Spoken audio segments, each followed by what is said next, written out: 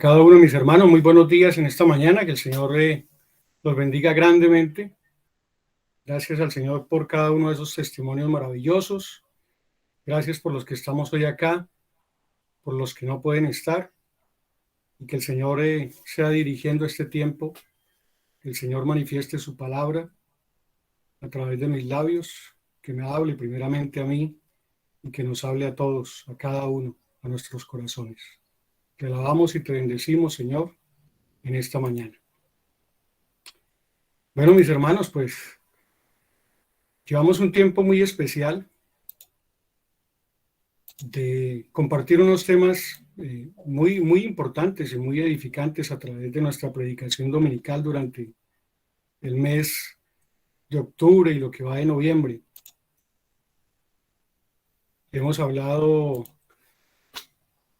Estamos hablando este mes de santidad, hemos hablado de entrenar al espíritu, de la paz interior, del genuino servicio doble para Cristo, entre otros temas que sin duda ofrecen cambios y calidad de vida para cada uno de nosotros. Y damos gracias a Dios por ello.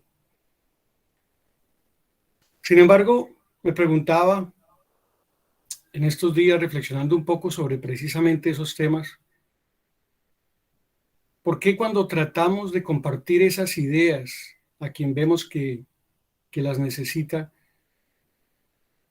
pues no nos sentimos tan convincentes? En realidad nos damos cuenta que los cambios no se dan, que tal vez no nos escucharon o que decidieron otra cosa. Algo así como, imagínense ustedes la sala de una sala de consejería cualquiera, o de psicología. Por un lado está el consejero dando la instrucción, argumentando, expresando con el más mínimo detalle las razones del consejo. Pero al frente está aquel quien recibe el consejo, callado, su mirada puesta en nosotros, y esa mirada nos puede expresar tal vez muchas sensaciones, como por ejemplo sí, comprendo, está bien, te entiendo, tal vez estoy de acuerdo contigo,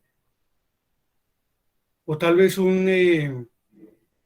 pueda que tenga razón, pueda que no, déjame lo analizo un poco más, tengo algunas dudas, tal vez sí, haré algunos cambios en mi vida, o la respuesta más triste que podemos recibir es: gracias por tu consejo, pero por ahora no. Hasta pronto. Y quedamos, wow, ¿qué pasó? Nosotros oramos por el consejo, lo preparamos, creíamos que era lo más conveniente, pero no dio efecto. ¿Qué sucedió allí? Indudablemente que hay una libertad para elegir. Sencillamente hizo una elección. Eso somos, libres para elegir. En nuestra fe cristiana, por allá a mediados del siglo III, año 300 después de Cristo, San Agustín de Hipona hizo unos escritos muy interesantes y profundos sobre lo que él llamó liberum arbitrium, libre albedrío. Libre albedrío. Más adelante, algunos filósofos y teólogos reformistas medievales, siglo XV, mediados del siglo XV, Martín Lutero y otros cuantos, Calvino, Arminio, por nombrar algunos, le dan otras connotaciones más profundas de índole doctrinal. La doctrina de la elección, de la predestinación, de la expiación. En realidad hoy no nos detendremos a ahondar profundamente en ellas. precisamente porque son tan profundas que deben ser objeto de un estudio mucho más delicado, dedicado y con buena lupa. Esas connotaciones de índole doctrinal justamente fueron alcanzadas por el uso del libre albedrío. Cada uno de estos hombres utilizó esa libertad de elegir para filosofar, para profundizar y para producir algunos cuestionamientos que sin duda alguna han sido de influencia en la historia de la humanidad y en la historia del cristianismo. ¿Han oído ustedes la expresión teología más filosofía, enredo seguro? Un profesor nos la expresaba siempre que teníamos alguna confusión. Filosofía más teología, enredo seguro. Y es precisamente esto. Cuando el hombre se detiene a filosofar demasiado sobre las cosas de Dios, puede incurrir en el hecho de volver complejo lo que es sencillo. Las cosas de Dios son sencillas, pero el hombre las vuelve complejas, difíciles. La palabra libre albedrío no aparece explícita literalmente en las Sagradas Escrituras. Sin embargo, desde Génesis hasta Apocalipsis, aparece como parte del propósito de nuestro Dios y Creador para con nosotros. Veámoslo. Libro del Génesis, capítulo 1, verso 27. Dios creó al hombre a su imagen. A imagen de Dios lo creó. Varón y hembra los creó. Y luego en el capítulo 2, del verso 15 al 17, tomó Jehová Dios al hombre y lo puso en el huerto del Edén, para que lo labrara y lo guardase. Y mandó Jehová Dios al hombre diciendo, de todo árbol del huerto podrá comer, mas del árbol de la ciencia del bien y del mal no comerás, porque el día que de él comieres, ciertamente morirás. Primero, Dios crea al hombre a su imagen y semejanza. Esto implica, lógicamente, que no tenemos toda la originalidad de su deidad, ni su poder de creador y dador de vida, ni su soberanía, pero sí hay muchos atributos que ese solo hecho de ser a imagen y semejanza de Dios nos hacen portadores de algunas características especiales de Dios, que más que un privilegio es una responsabilidad. Ejemplo, la capacidad para amar, la paciencia, el perdón, la bondad. Y ojo a los que siguen: raciocinio, autodeterminación, libertad para elegir. ¿Les suenan? Quizá estos tres tengan mucho que ver en la libertad para elegir, en el libre albedrío. Esto es concretamente lo que Dios le ofrece al hombre a través del mandato en el Edén, en esa escena que acabamos de leer. De todo árbol del huerto podrás comer, mas del árbol de la ciencia del bien y del mal no comerás. Si bien es cierto que es un mandato, no lo obliga a obedecerlo. Le da la posibilidad de hacerlo o de no hacerlo. ¿Cómo le da esa posibilidad? Ahí mismo se lo da. Le advierte de una consecuencia. Le da la posibilidad de que lo coma.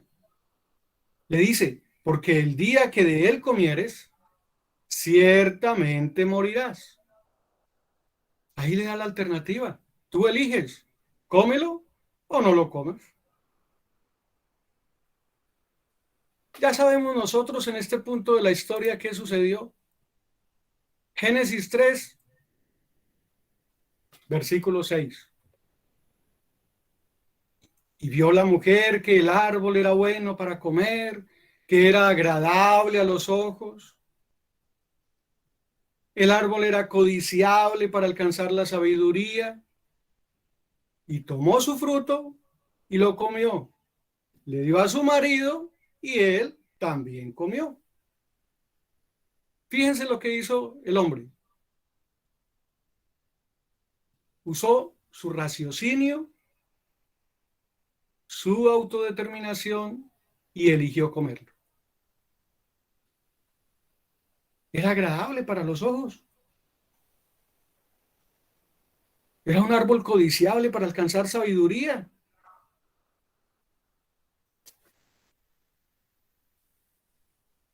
Mucho tiempo después, en el libro del Apocalipsis, en el mensaje de las 7 iglesias, el Señor Jesucristo presenta una oportunidad. Ahora, no son las 2 únicas oportunidades. En toda la historia de las Sagradas Escrituras, desde Génesis hasta Apocalipsis, el Señor presenta oportunidades para elegir. El mensaje a las 7 iglesias, el mensaje a la Odisea, capítulo 3. La iglesia de la Odisea era una iglesia que justamente se estaba equivocando en elegir el camino equivocado. Se denominaba una iglesia de Jesucristo, pero estaban desobedeciendo a Jesucristo. Se denominaba una iglesia que ponía su fe y su seguridad en Jesús, pero en realidad demostraban que su fe y su seguridad estaban en las riquezas.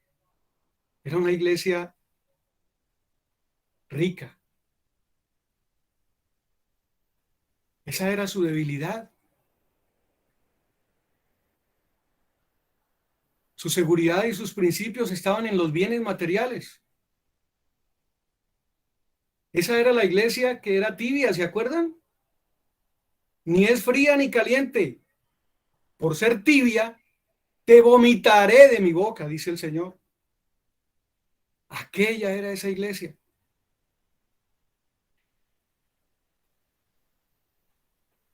Decían que tenían a Jesucristo, pero mire dónde estaba Jesucristo. Apocalipsis 3, versículo 20. He aquí yo estoy a la puerta, me tienen por fuera y la puerta está cerrada. Sin embargo, yo llamo, yo toco la puerta. Si alguno oye mi voz y abre la puerta, entraré a él, cenaré con él y él conmigo. Nuevamente aquí el Señor nos ofrece 2 caminos. Libertad para elegir. A esta iglesia, a ti, a mí. ¿Ven por qué les decía que la libertad de elección aparece desde Génesis hasta Apocalipsis? La libertad de elegir es un regalo de Dios concedido al hombre. Es un don dado por Dios. Es un don divino. Lo divino no se puede modificar. Pero ¿por qué el Señor nos da este regalo que a veces nos trae tantos problemas? La razón la expresaba San Agustín en uno de sus escritos sobre el libre albedrío. San Agustín expresaba que Dios nos ha dado el libre albedrío porque Él no quiere obligarnos a amarle ni a adorarle. Él quiere que lo hagamos con el corazón, con convicción, con decisión propia, con la libertad de elección dada por Dios al hombre, libertad para elegir sobre su conducta, sobre su rumbo a seguir, aún sobre decidir aceptarle a Él o no. Dios no está renunciando a su soberanía, mis hermanos, ni a tener el control absoluto de nuestras vidas.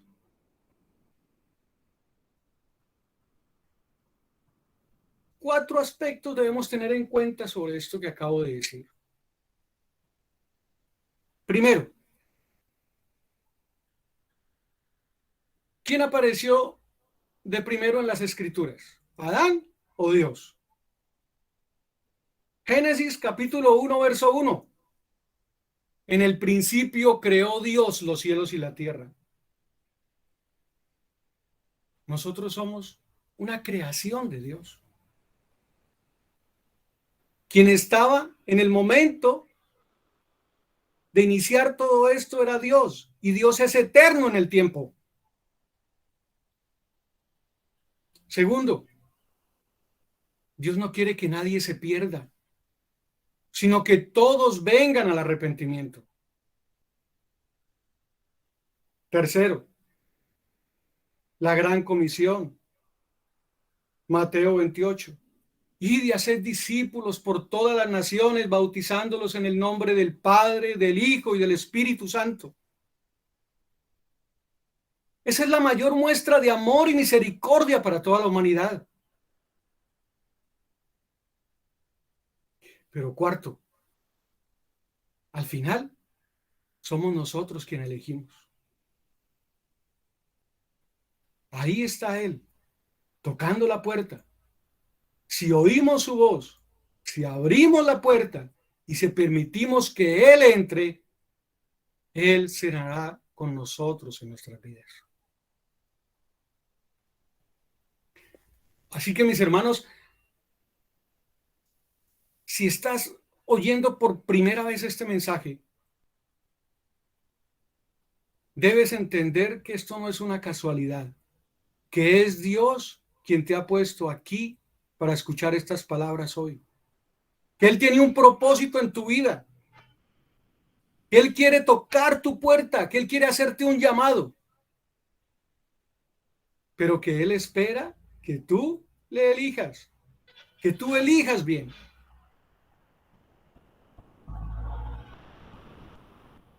Haciendo estas aclaraciones, aquí no está en juego quién fue primero, si el huevo o la gallina. No. Aquí lo tenemos claro. El Señor tiene un propósito. Y ese libre albedrío es un don muy especial y un regalo maravilloso para ti y para mí.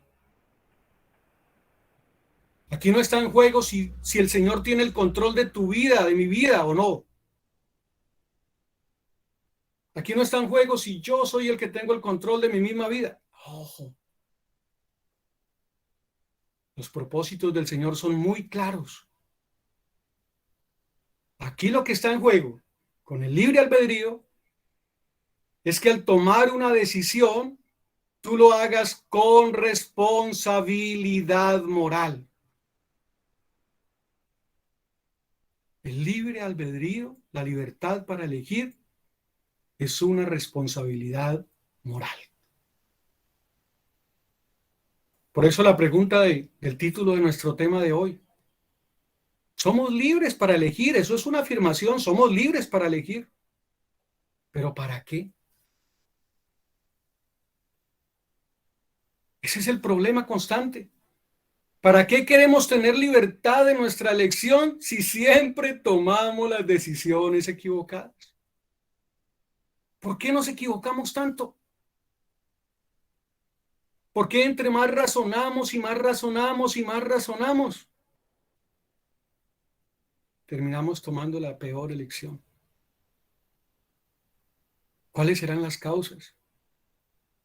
Muchas veces no sabemos ni cuál es el objetivo claro de nuestras decisiones.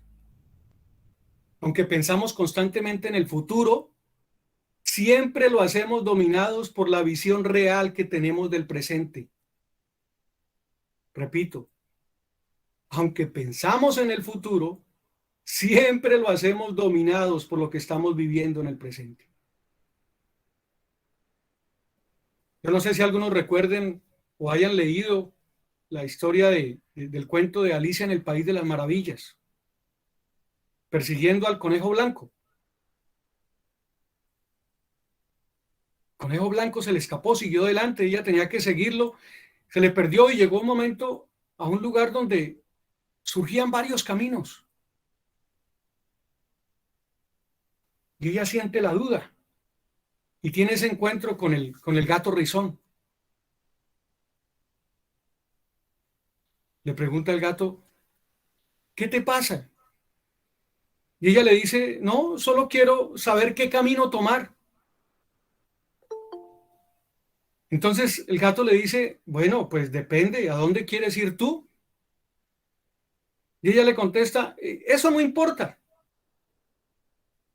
Entonces el gato le dice, bueno, si no importa dónde vas, tampoco importa cuál camino elijas. Si no sabemos para dónde vamos, pues no importa qué camino elijamos.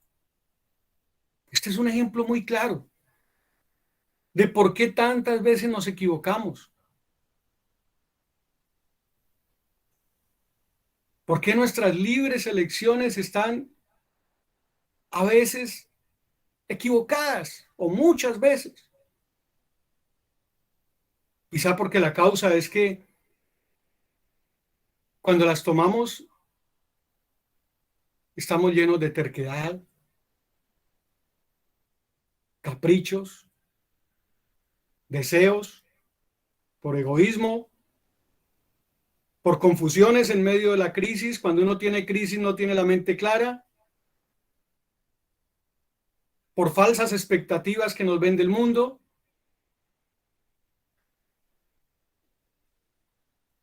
Pero hay una causa generalizada. Esa causa generalizada está casi en todas las que te acabo de nombrar. El hombre no quiere autoridad por encima de sí mismo. Eso sucedió en el Edén. El hombre estaba tranquilo hasta cuando sintió la voz de autoridad. El hombre no quiere reconocer autoridad. Y todos estos pensamientos en los cuales ahondamos, terquedad, caprichos, deseos, egoísmos, placeres, etcétera, nos profundizamos, nos ahondamos tanto en ellos que los convertimos en objeto de culto, en tesoros. ¿Recuerdan al Señor Jesús hablándonos sobre no nos hagamos tesoros aquí en la tierra, donde la polilla y el orín corrompen? Y lo más triste, donde está puesto nuestro tesoro, ahí está puesto nuestro corazón. ¿Para qué querer elegir si nos equivocamos constantemente? ¿Quién quiere equivocarse? Yo creo que ninguno. Aún sin querer equivocarnos, nos equivocamos. ¿Se acuerdan de Pablo? Yo les pido que me acompañen a la epístola a los Romanos, en el capítulo 7. ¿Se acuerdan de Pablo? Romanos 7, versículo 15. Porque lo que hago no lo entiendo, pues no hago lo que quiero, sino lo que aborrezco, eso hago. ¿cómo así? ¿Cómo así que quieres hacer lo bueno, pero terminas haciendo lo malo, don Pablo? Cada vez que tomamos una lección equivocada, quisiéramos que este libre albedrío no nos lo hubieran regalado. ¿Por qué, Señor, me regalaste algo que me trae tantos problemas?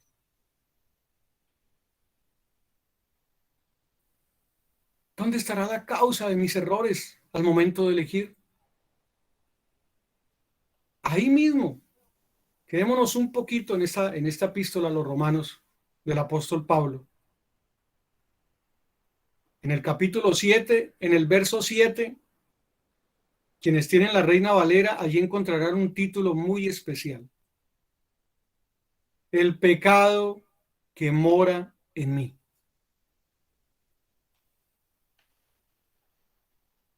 El pecado que mora en mí. Dice el verso 8. Mas el pecado, tomando ocasión por el mandamiento, produjo en mí toda codicia, porque sin la ley el pecado está muerto. Reflexionemos un poco. Dice Pablo, antes de la ley yo vivía. Apareció la ley, vivió el pecado y yo morí. ¿Cómo así, don Pablo? Eso mismo sucedió en el Edén. Antes de que Dios diera la instrucción, la advertencia, la ley, estaban tranquilos. Pero tan pronto vino la instrucción, el pecado vivió.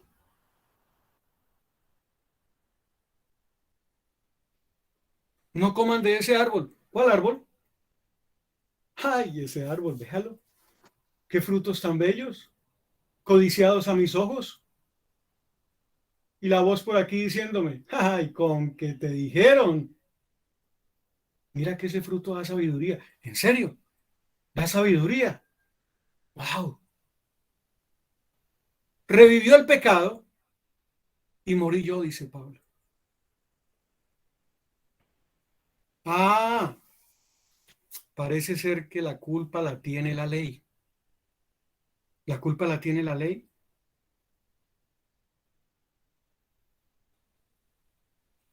Yo no sé si ustedes recuerdan que hace unos años un canal de televisión presentó una serie sobre Pablo Escobar con el mensaje claro de que quien no conoce la historia está llamado a repetirla. Y entonces, en el canal del televidente, donde se ponen las quejas y reclamos, decían, bueno, ¿qué le pasó a este canal? Y las causas que ofrecía el canal para explicar por qué había proyectado esta serie era, le estamos advirtiendo a esos jóvenes que no conocieron la historia de Pablo Escobar que no la repitan. Y decían los habitantes de Medellín, pero si sucedió todo el efecto contrario. Si esos jóvenes que no conocían la historia de Pablo Escobar terminaron haciendo microtráfico, creando escuelas de sicariato, la inseguridad se multiplicó. ¿No es lo mismo? Se conoció la ley, revivió el pecado, se murió el hombre. Entonces la ley es la culpable. De ninguna manera, dice Pablo. De ninguna manera. Verso 12. De ninguna manera la ley es la culpable, de manera que la ley, dice Pablo, a la verdad es santa y el mandamiento santo, justo y bueno. Así define Pablo la ley. Dios nos ha revelado su voluntad a través de su palabra, que es nuestra ley. Porque su ley es verdadera, porque es santa, porque es justa, porque es buena. porque trae consecuencias buenas para nosotros. Ese es el objetivo principal de la ley.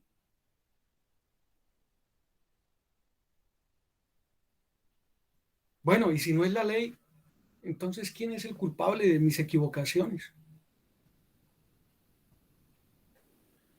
Mira lo que dice el verso 17. Ahí mismo, estamos en la epístola a los Romanos, capítulo 7. De manera que ya no soy yo quien hace aquello, sino el pecado que mora en mí. El pecado que mora en mí. Ah, qué interesante.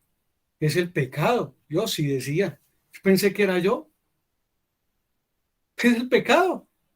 Es ese diablo. Te reprendo, Satanás. Apártate de mí. No vamos del todo mal. No vamos del todo mal. Ya vamos descubriendo dónde está la causa. Pero nos falta algo muy especial. Sigamos leyendo más abajo. Verso 21. Empieza Pablo aquí a reflexionar sobre todo lo que está sucediendo. Dice Pablo, así que queriendo yo hacer el bien, hallo esta ley, que el mal está en mí. El mal está dentro de mí. Vamos bien. Sigue reflexionando Pablo. Porque según el hombre interior, me deleito en la ley de Dios. Yo leo la ley de Dios y digo, qué maravilla. Me deleito en sus instrucciones, me deleito en sus mandatos. Ahora que estábamos en la vigilia en los 10 mandamientos. ¡Qué maravilla! ¡Qué deleite la ley de Dios para mí! Y en el verso 23 dice Pablo, pero veo otra ley en mis miembros. Se revela contra la ley de mi mente. Me lleva cautivo a la ley del pecado. Me lleva cautivo. Es la carne. Es mi cuerpo contra el espíritu. Al momento de elegir, pesa la inclinación de mis deseos, de lo que hay en mi corazón. No os hagáis tesoros en la tierra.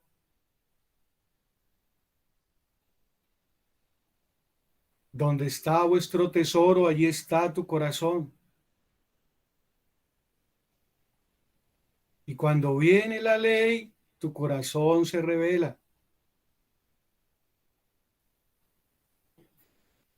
Entendimos por fin el misterio. Pero nos falta algo muy especial. Nos falta la perla de esta reflexión del apóstol Pablo. Versículo 24. Miserable de mí. Miserable de mí. ¿Quién me librará de este cuerpo de muerte?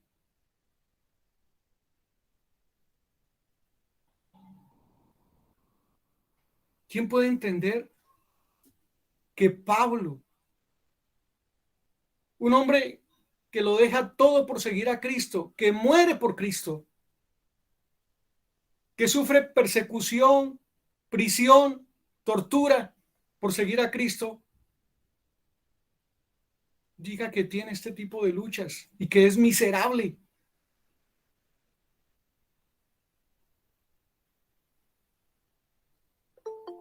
Un hombre arrepentido, un hombre humilde, un hombre manso, vemos aquí en Pablo. Un hombre que pide ayuda. ¿Quién me librará de este cuerpo de muerte? Ahora sí, él reconoce que solo Dios puede ayudarlo. Que solo Jesucristo es quien hace la obra en él. Gracias doy a Dios por su Hijo Jesucristo, Señor nuestro.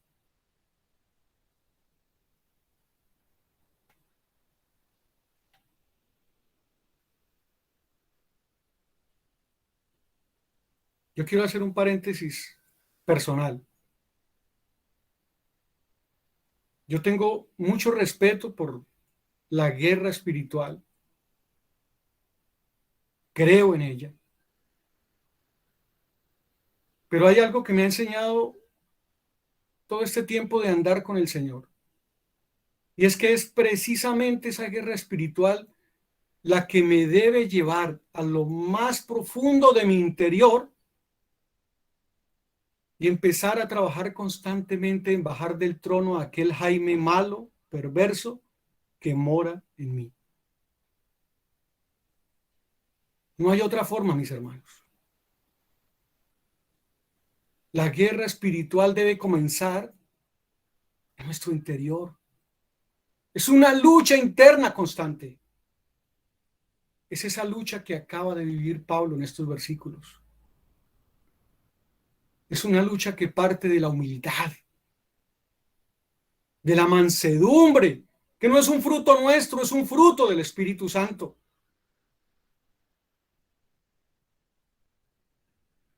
Miserable de mí. Lo expresa con dolor, con arrepentimiento, con humildad. Miserable de mí. Yo no puedo salir de esto solo. ¿Quién me puede librar de este cuerpo de muerte? Dice Pablo. Solo Jesucristo puede. Siempre nos imaginamos a un Pablo enseñando, exhortando, evangelizando, quizá ayudando a otros a elegir bien. Pero aquí vemos que ese Pablo se preparaba antes en su intimidad. Ese Pablo iba a la cruz, entregaba todo aquello que le pesaba para ser liviano, trabajando en su interior primero. Esto es santidad, mis hermanos. Ahora que estamos hablando de santidad, esto es santidad.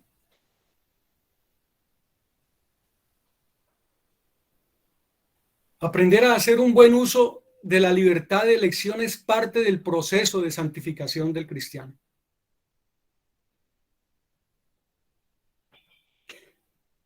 ¿Perdió el apóstol Pablo la salvación por equivocarse? No. ¿Las equivocaciones al elegir nos harán perder nuestra salvación? No. ¿Perdemos nuestra comunión con Dios? Sí. Pero ese estado de comunión con Dios precisamente lo recuperamos con lo que Pablo acaba de hacer acá. Reconociendo, confesando, arrepintiéndonos. Miserable de nosotros. ¿Quién nos podrá librar de este cuerpo de muerte? Y por si nos equivocamos, que todos lo hacemos todo el tiempo, Primera de Juan 1:9 está como la esperanza más maravillosa para ti, para mí, para todos. Si confesamos nuestros pecados, si confesamos que nos hemos equivocado, si confesamos que perdimos el control, la definición sobre pecado, no nos pusimos de acuerdo contigo, Señor, en lo que significaba pecado, por nuestros propios razonamientos creímos que eso no era pecado y fuimos y lo hicimos una mala elección. Hoy, Señor, confesamos delante de ti que estábamos equivocados, que estamos de acuerdo contigo, que lo que tú manifiestas sobre equivocación, eso es. Que queremos seguir tu autoridad. Y entonces así Él, que es un Dios fiel y justo, nos perdonará y nos limpiará de toda maldad. Pero lo que no nos puede pasar es lo que le pasó a la iglesia de la Odisea. Decían tener a Cristo en su corazón, pero en realidad lo tenían afuera, con la puerta cerrada, su corazón endurecido, sus oídos cerrados, sus oídos sordos, y él golpeando en la puerta constantemente. Eso no nos puede pasar.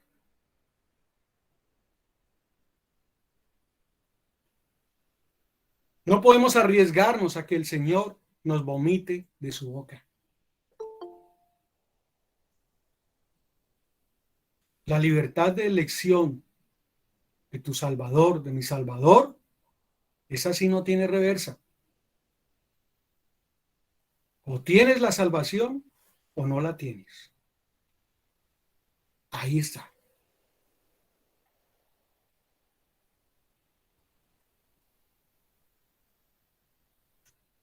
Podemos aquí ir sacando algunas conclusiones. A quienes les gusta tomar nota, ahí les estoy compartiendo un cuadro de conclusiones.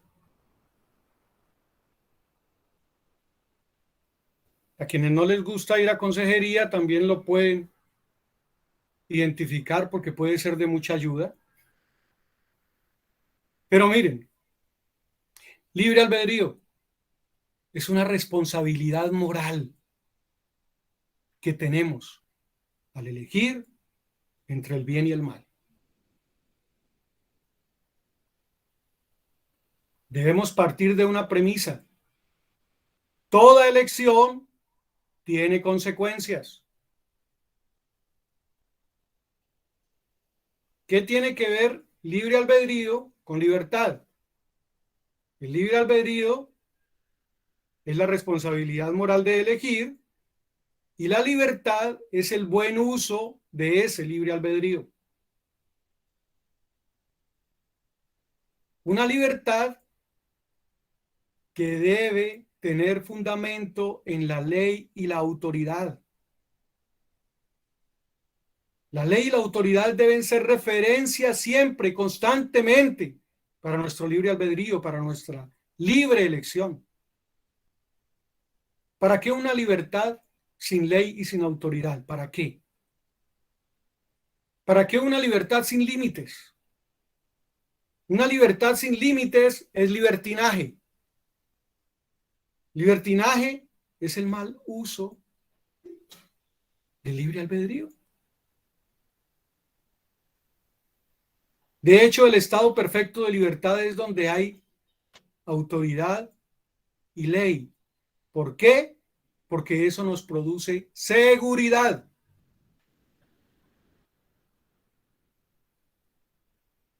Y entendamos esto. ¿Dónde está la fuente de nuestras elecciones?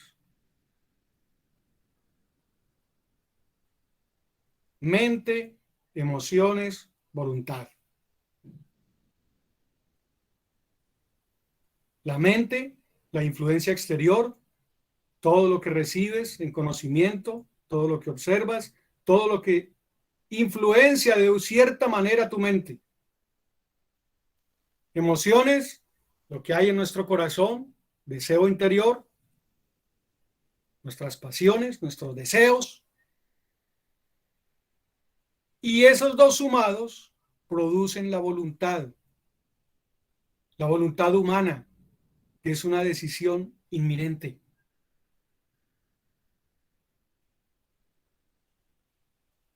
En la voluntad humana está la decisión de ser felices o no. Nosotros podemos decidir ser felices o no, porque la felicidad no es un sinónimo de perfección. Aún en medio de las dificultades, aún en medio de la imperfección, podemos ser felices. Lo grave es que cuando nos equivocamos, conociendo la ley, viene la culpa. La culpa es donde arranca el proceso de equivocación. Me lo advirtieron. Ah, lo sabía. Ah, mi terquedad. Ah, soy precipitado. Ah, no escuché. Ah.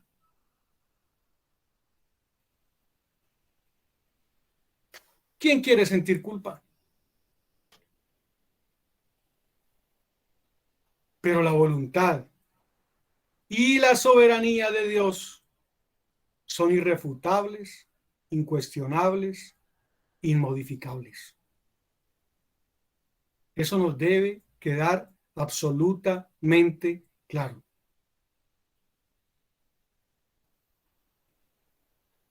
¿Para qué elegir un camino si no sabemos o no nos importa para dónde vamos?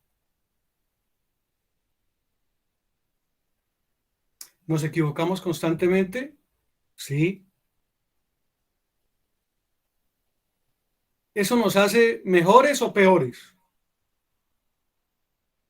No, ni mejores ni peores, ni buenos ni malos. ¿Saben qué es lo que nos hace? El equivocarnos tanto nos hace vulnerables, débiles, frágiles, como estaba Pablo allí en Romanos capítulo 7. Miserable de mí, ¿quién me podrá librar de este cuerpo de muerte? ¿A dónde iremos, Señor? Si solo tú tienes palabras de vida eterna. ¿A dónde iremos, Señor? Así estaba David en el Salmo 25, implorando dirección, se titula ese salmo. Así estaba David, de rodillas implorando dirección. Y en el verso 12, mire estas palabras tan maravillosas. ¿Quién es el hombre que teme a Jehová? Él, Jehová, te enseñará el camino que has de elegir.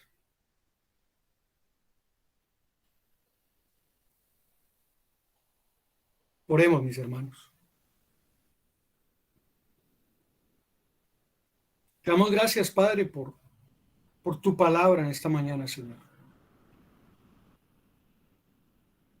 Te damos gracias, Señor, por ese maravilloso regalo del libre albedrío. Te damos gracias, Padre, por darnos la posibilidad de amarte y adorarte con convicción. Pero te pedimos perdón por equivocarnos tanto, Dios. Hoy quienes estamos aquí,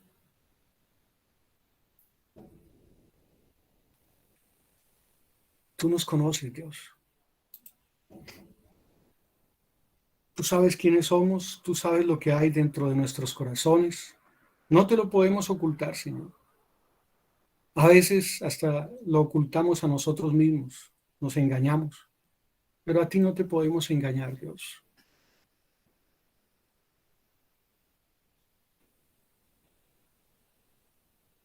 ¿A dónde más iremos, Señor, sino a ti? Hoy queremos, Señor,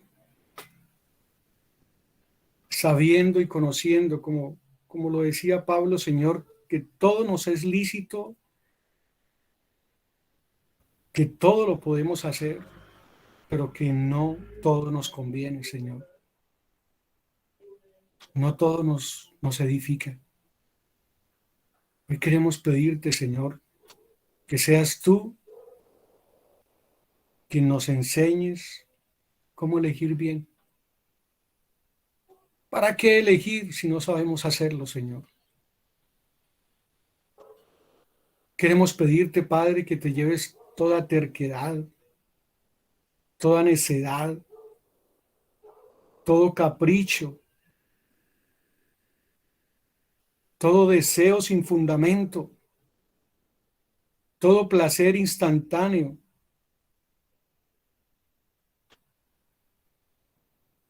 Padre, ayúdanos a construir un camino, a elegir un camino que nos lleve a ti, Señor.